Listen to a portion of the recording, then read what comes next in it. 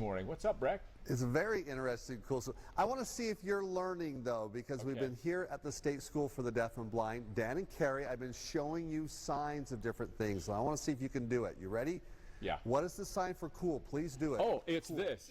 I can't see it was but... that. It was like that. Oh, there we go. I was doing Running Man. Or... It was something like that. And what about cool, school?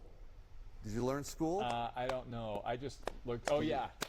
Yeah, it's where you pancake your hands together.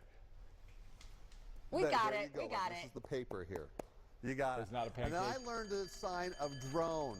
This is drone here. We're flying it around, okay?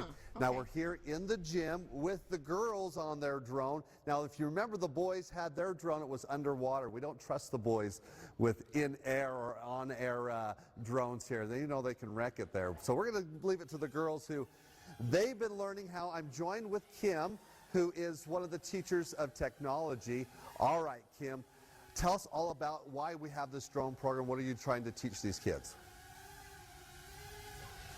The reason we have this program is we want to help those students develop their aerodynamic skills. They want to help them understand the concept of controllers with the air itself, gravity, and other things like that. We're also helping them participate in healthy competition and helps them in their betterment, and that's why we have this little course set up. Yeah, it looks like a course that they have to fly through things. Do they have to pick up items too? No, they don't have to pick anything up. Oh, just moving around. The air that blows out will.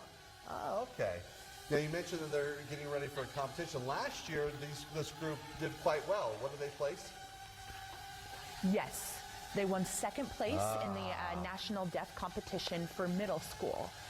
But for overall middle school and high school in the nation, they placed second.